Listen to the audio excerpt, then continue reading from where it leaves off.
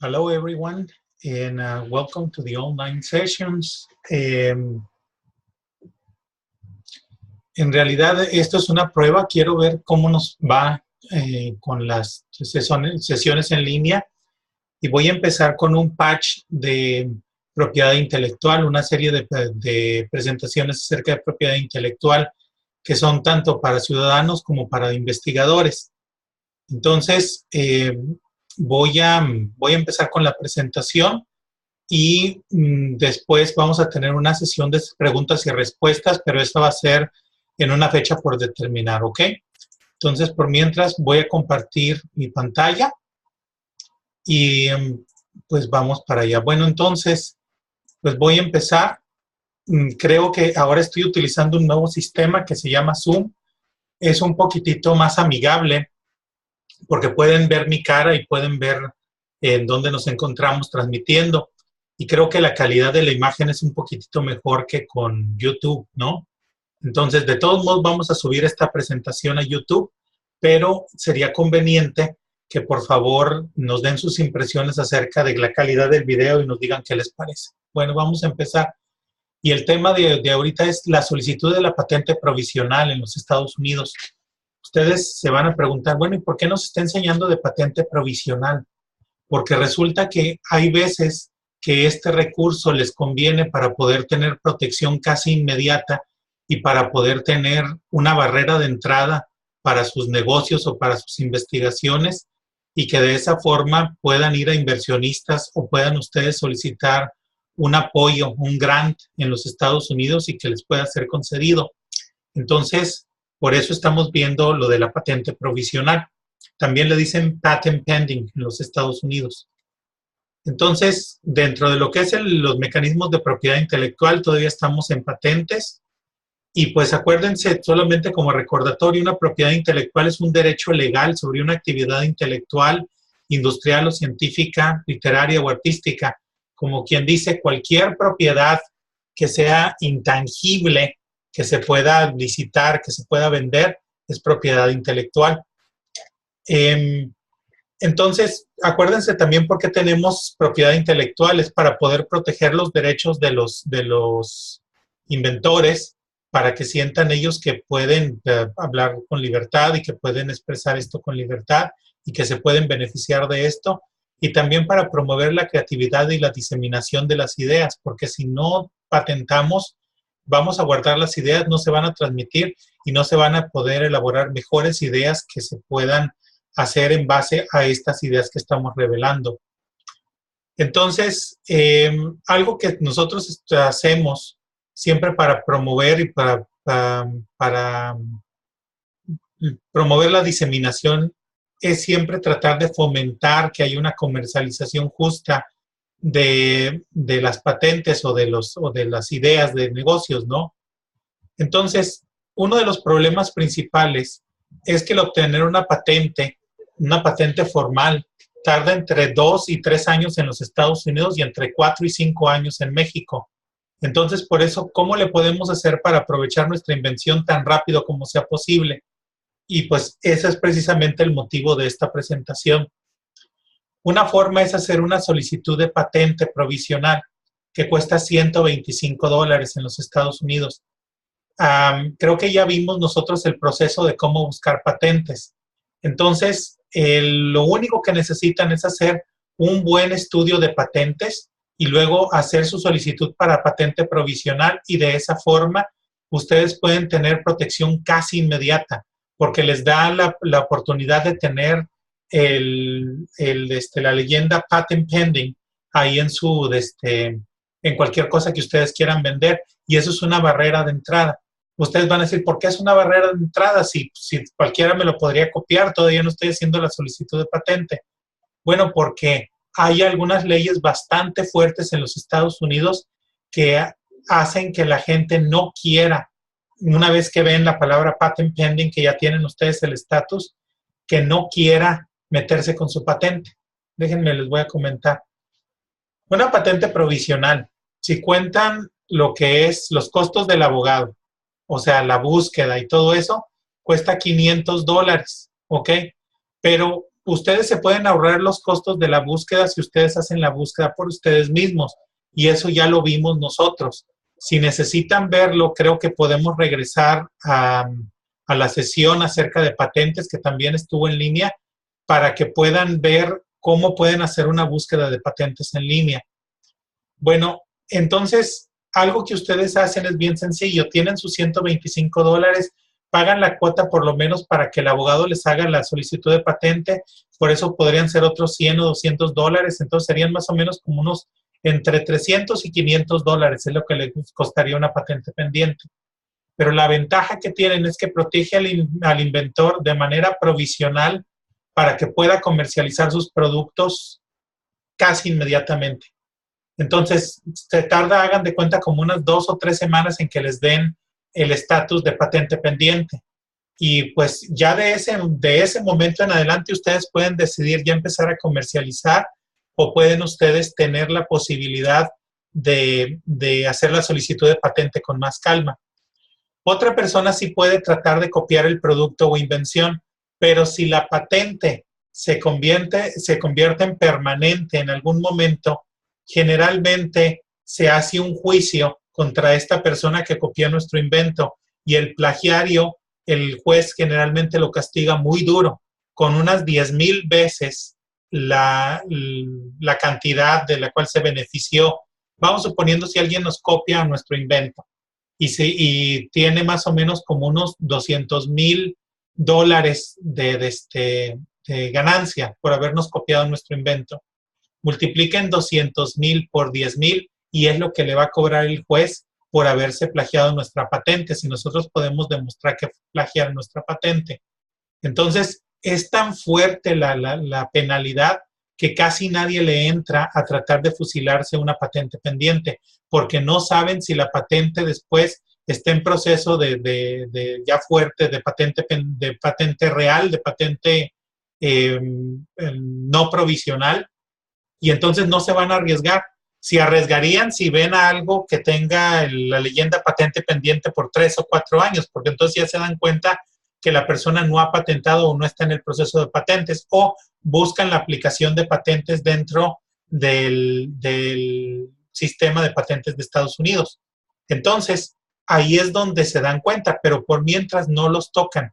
Y los primeros implementadores generalmente obtienen grandes ganancias. Entonces, esa es la razón por la cual estamos viendo la patente provisional o la patente pendiente en los Estados Unidos. La patente provisional está disponible desde 1995 en los Estados Unidos y fue hecha como una respuesta a lo que era el modelo de utilidad que se utilizó en muchos lados del mundo. De esta forma se le permitió a las personas, a los negocios en Estados Unidos obtener protección a muy bajo costo y ponerlo a la par de inventores extranjeros que tenían pues el modelo de utilidad. Entonces, es una solicitud que tiene vigencia solamente en los Estados Unidos, pero considerando dónde se encuentran ustedes y cuáles podrían ser sus mercados principales, pues estaría bastante bien que hicieran una patente pendiente, sobre todo si planean comercializar cualquier cosa que hagan en los Estados Unidos. Y no se requiere una patente provisional como requisito para empezar el proceso de patente formal.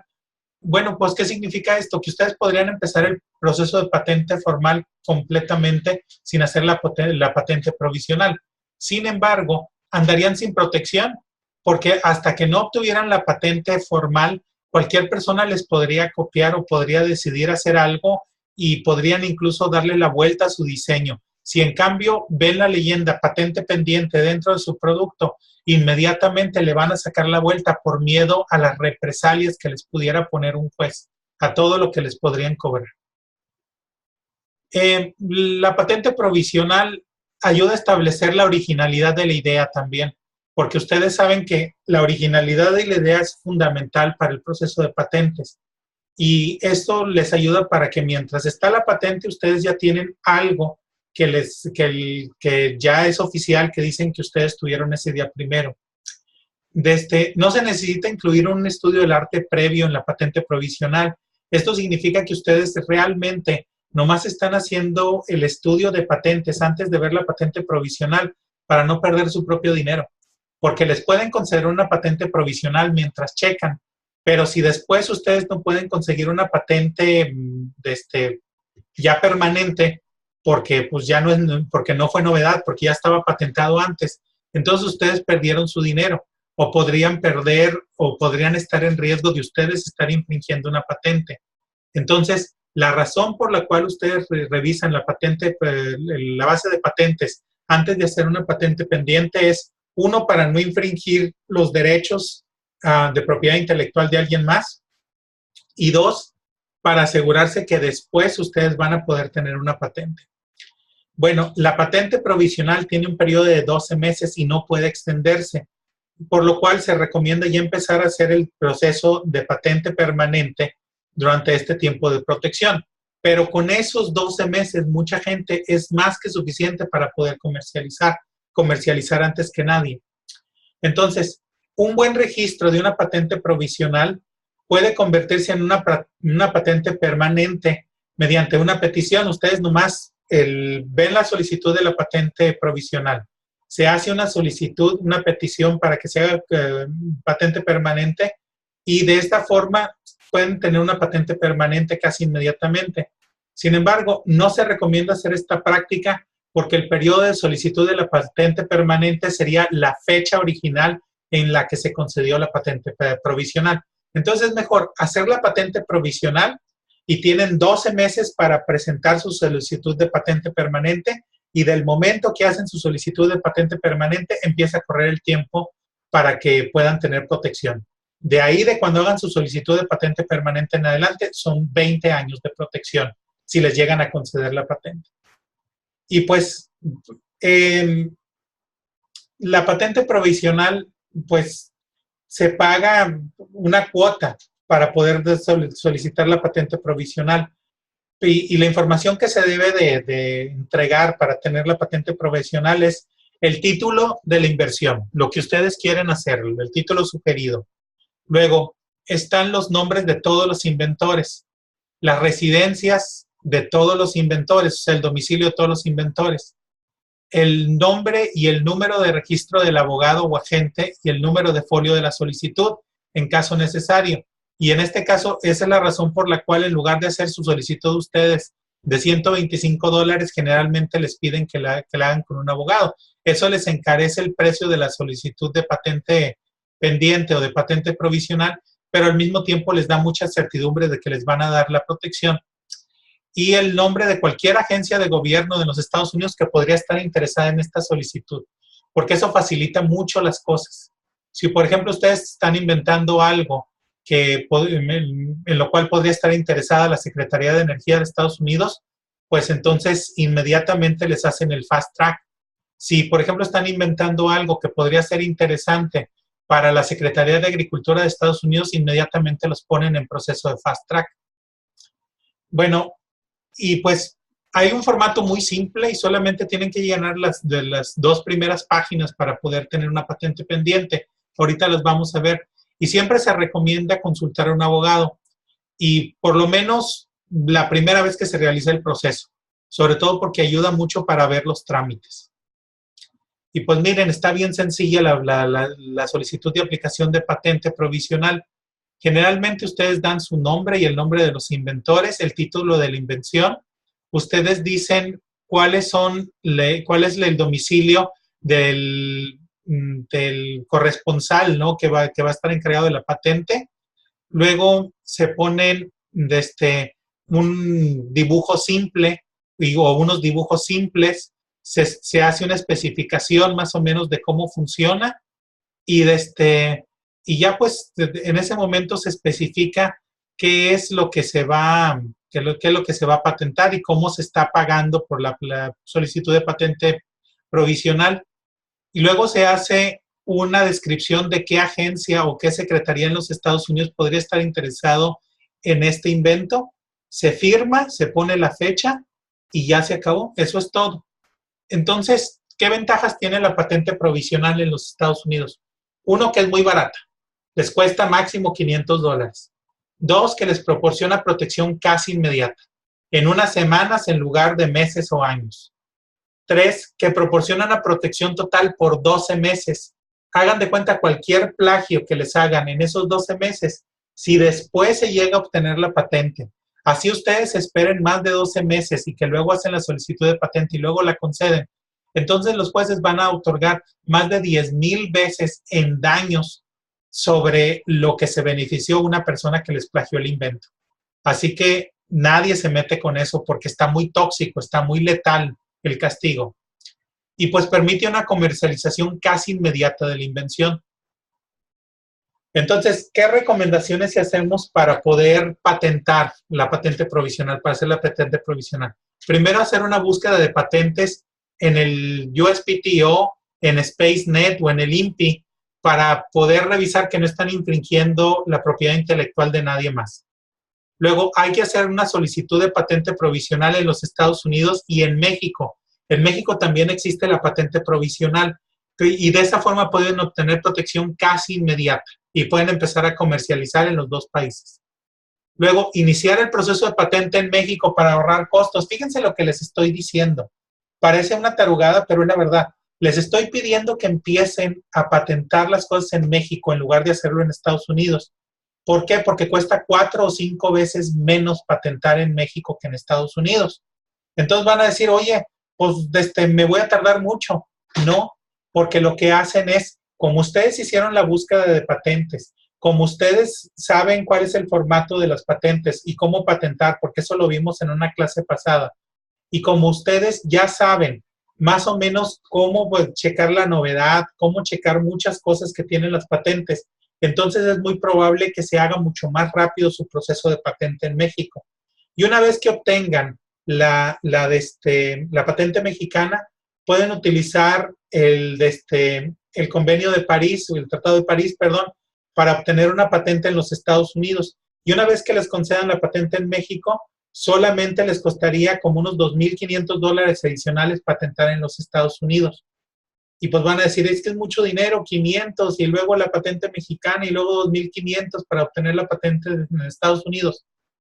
Sí, parece mucho, pero en realidad el costo de patentar ronda los $15,000 en Estados Unidos. Y si ustedes hacen el proceso que les acabo de describir, serían más o menos como $3,000 o $3,500. O sea, no es tanto, es mucho, mucho menos. Por eso les decía que cuesta mucho menos patentar en México que en los Estados Unidos.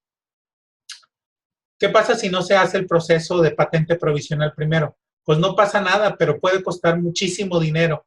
Y por eso les quiero poner el caso de lo que me ocurrió a mí cuando tratamos de hacer el proceso de patente para la agricultura de microalgas en aguas profundas, en el mar, y pues lo que pasó con la NASA, el proyecto Omega de la NASA.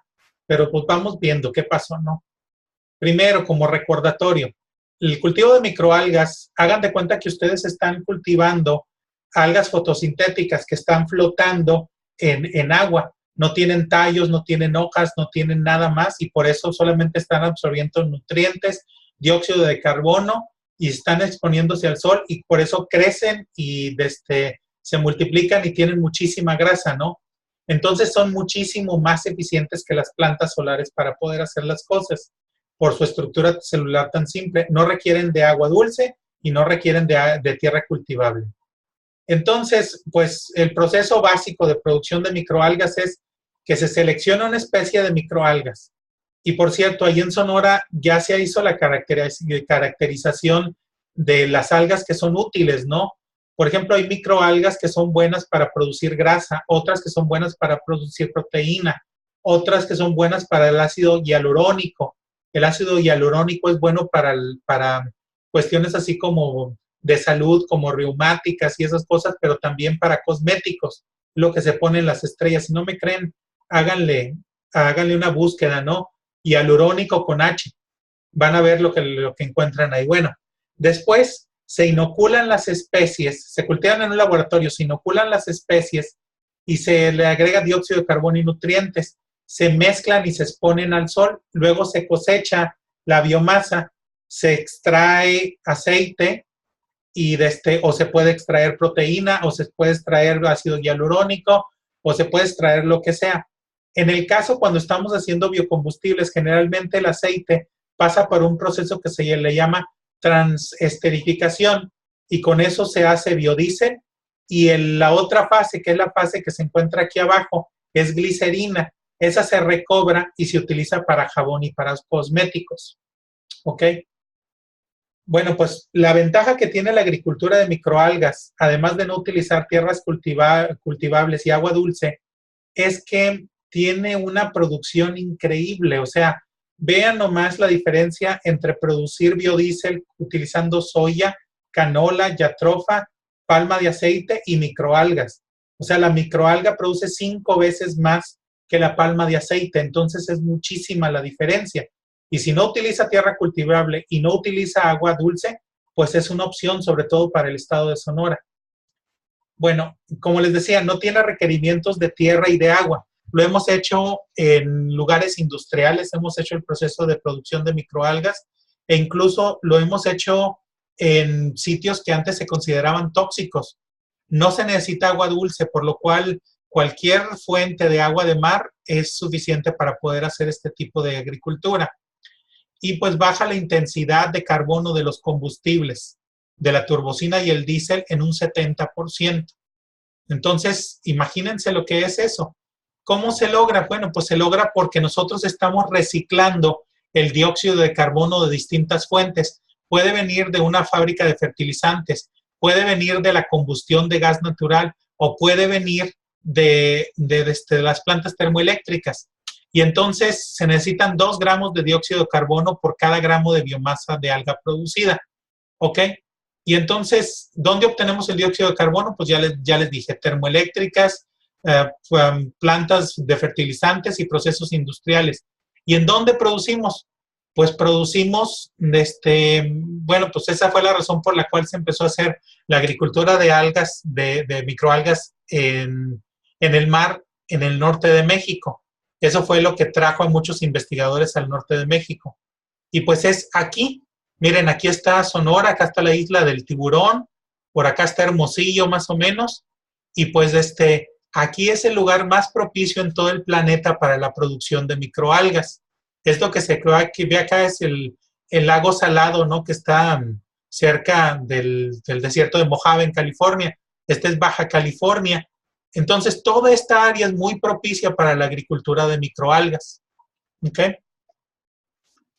Entonces, el progreso en las técnicas de producción de microalgas se ha hecho en las zonas apartadas del norte de México y sur de Estados Unidos, o sea, aquí. Lo que pasa es que casi nadie sabe porque este proceso se ha hecho casi en secreto. Entonces, esta foto que ven aquí ustedes es un fotobioreactor y aumenta la producción de microalgas a casi el doble de lo que se tiene en un estanque de cielo abierto. Entonces, cuando vimos el fotobioreactor nosotros, estábamos viendo que cuando lo cubríamos de agua, nosotros también estábamos ayudando a que se controlara un poquitito la temperatura. El problema es cuando esta agua se exponía mucho al sol, pues se calentaba y se quitaba el efecto protector, ¿no? Pero pues el sistema también tiene otra característica, ayuda a eliminar las plagas, porque cuando tienes un estanque a cielo abierto se te puede contaminar con rotíferos o con cualquier otra plaga y lo que tú haces al quitarles el oxígeno utilizando un sistema cerrado es mata las plagas sin necesidad de utilizar agroquímicos de ningún tipo. O sea, si tú pones o expones los rotíferos, que serían como el equivalente de las vacas del mundo de las algas, los pones dentro de un sistema cerrado como un fotobioreactor y les quitas el oxígeno por 4 horas, se mueren y entonces ya no tienes ningún problema, puedes seguir produciendo sin ningún problema. Entonces, esa es otra razón por la cual se empezaron a utilizar sistemas cerrados para la producción de alga. Pero el problema principal que teníamos en los desiertos del norte de México y sur de Estados Unidos es que uno se encontraba lejos de las termoeléctricas, pero además era el efecto de saturación de luz. Hagan de cuenta que se producen mucha microalga hasta cierto punto. Cuando llegan a un punto de luz donde se satura todo, cuando hay mucha exposición a la irradiación solar, se satura y entonces empieza a decrecer la fotosíntesis. Entonces, esa es una razón, ese es un problema que nosotros notamos en el norte de México y en el sur de Estados Unidos. Entonces, las temperaturas extremas de calor y frío inhiben el crecimiento de las algas. Y las algas también hacen antioxidantes. Hagan de cuenta que cambian de color para protegerse del sol, por lo cual son buenas para comida, pero no sirven para biocombustibles. Entonces, ¿cuál fue la solución que nosotros encontramos para esto? Pues el sistema para agricultura de microalgas ahí en el mar. Esto disminuye los cambios de temperatura, acerca las operaciones a las termoeléctricas y fuentes de nutrientes, elimina la necesidad de usar tierra cultivable o tierra de cualquier tipo y aumenta la producción. Entonces, el sistema básico que nosotros teníamos era el siguiente. Imagínense que esta es la superficie del mar, aquí donde tengo el cursor. El cursor es la superficie del mar. Entonces, esta que se ve aquí es un fotobioreactor, ¿ok? Entonces, cuando el sol está saliendo apenas, pues el fotobioreactor está hasta arriba y está obteniendo todos los fotones que puede para poder producir el alga. Pero después, conforme pasa el día y que va subiendo el sol, pues entonces va bajando el fotobioreactor para proteger a las microalgas con la turbidez del mar. Y sigue bajando conforme va aumentando más el sol, ¿no? Entonces, de esa forma, no tenemos un efecto de saturación de luz, ¿ok? Entonces, la turbidez del mar actúa como protector solar y la temperatura siempre es constante porque la temperatura del mar, sobre todo en mares profundos, siempre se mantiene igual durante los primeros 100 metros de profundidad. Entonces, el aumento de presión también incrementa la productividad. Entonces decíamos, pues esto va a funcionar bastante bien, ¿no? Y pues lo que pensábamos es que se podrían hacer agricultura de microalgas en zonas interoceánicas. Cada uno de estos cuadritos que ustedes están viendo, si realmente se hiciera así, hagan de cuenta que daría energía suficiente para todo el planeta. Cada uno de estos cuadritos que están aquí. Entonces, si es cierto lo que se dice y que para el año 2030 vamos a necesitar el doble de energía, pues si ahorita necesitamos un cuadrito, en el futuro necesitaríamos 2 cuadritos de superficie para poder nosotros darle energía al mundo. Entonces no estamos limitados en energía y no estamos limitados. Aquí la situación sería obtener los nutrientes, transportarlos a zonas interoceánicas y que pudiéramos en un momento dado ahí hacer la agricultura de microalgas. Fíjense bien, cualquier zona que ven aquí, que sea roja o anaranjada, tiene la temperatura adecuada para hacer biocombustibles. Todo lo que es verde y azul no nos sirve para biocombustibles, pero nos sirve para la producción de algas para comida, ya sea para proteína o para ácidos grasos omega 3 o ácido hialurónico y todo eso. Y pues vean el Golfo de California, rojo completito, ¿no? Casi todo el año. Entonces, pues hay muchos lugares donde se puede producir, o sea, espacio tenemos más que suficiente. Y pues pensábamos que era una gran idea. Vean del Pacífico, casi la mitad del planeta, aquí nomás se ve la isla de Hawái. Vean todos los lugares donde se puede producir microalga, ¿no? Entonces, algo que les decía es que las temperaturas del océano se mantienen a fuerzas constantes durante los primeros 25 a 30 metros de profundidad. Y pues la turbidez sí cambia significativamente y eso permite que se protejan las microalgas del sol y que no haya el efecto de saturación de luz. Entonces la idea era muy buena y por eso hicimos una solicitud de patente en los Estados Unidos sin hacer la patente provisional. Y esta solicitud fue hecha el 27 de octubre del 2008. Entonces, esto fue lo que nos ocasionó gastar un dineral después. Y van a ver por qué. Pues no hicimos la patente provisional y la razón fue porque la NASA en aquel tiempo tenía un proyecto que se llamaba el Proyecto Omega. Entonces, fíjense cómo es Offshore Membrane Enclosures for Growing Algae. Nosotros ni sabíamos que existía. Entonces, el Proyecto Omega, como se pueden dar cuenta, utiliza bolsas que ponía en el mar para poder, y utilizaba el agua tratada de las ciudades para poder producir algas en el mar, ¿no? Entonces, pues funcionaba bastante bien, ¿no?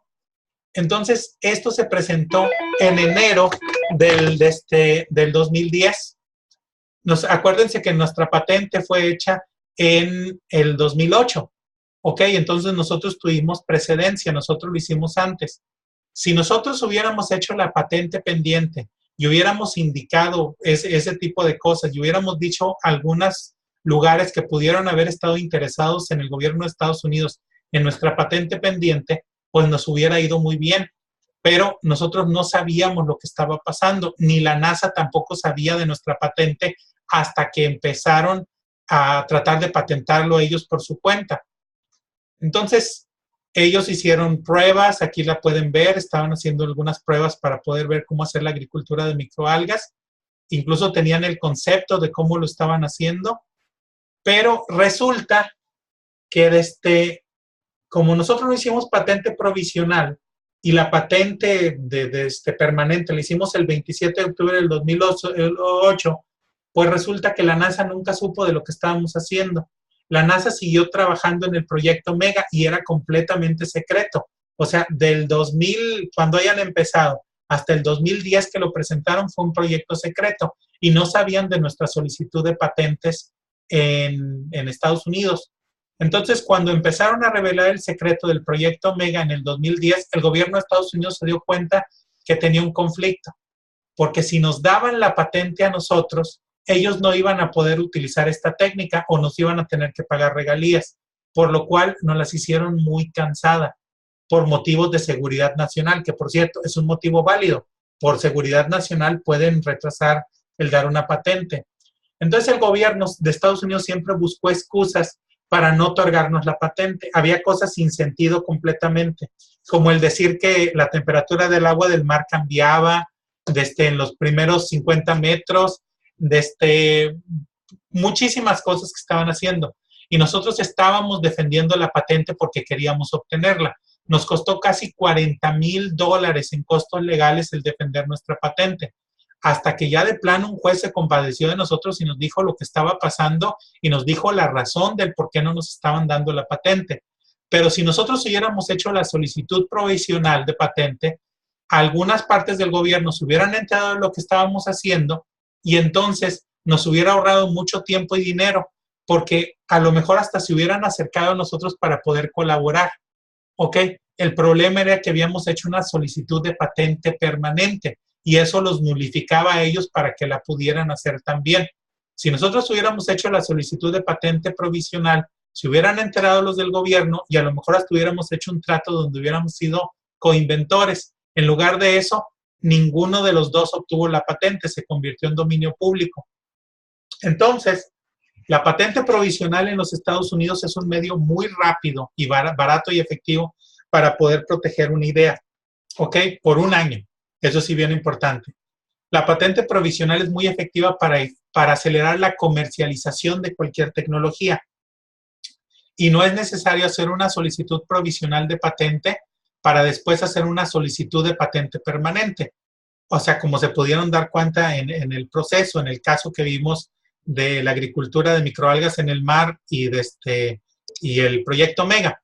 Pero eso podría tener unos costos bastante significativos en el futuro.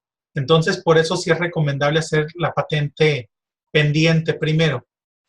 Y pues eso es todo. Solamente les quería ilustrar este caso y una herramienta más que ustedes podían tener a su disposición para poder utilizarla en caso necesario, sobre todo si empiezan a hacer una nueva empresa tecnológica. Bueno, pues con esto terminamos hoy y pues si tienen alguna pregunta, ya saben que nos pueden escribir. Mi dirección de correo electrónico es rsanchez@hsph.harvard.edu y pues vamos a tratar de tener un foro de discusión y pues vamos a hacer clases en línea de aquí a diciembre del 2017 y de ahí en adelante pues vamos a tratar de vernos en vivo, ¿no? Para las clases. Bueno, pues muchísimas gracias y espero verlos pronto. Hasta luego.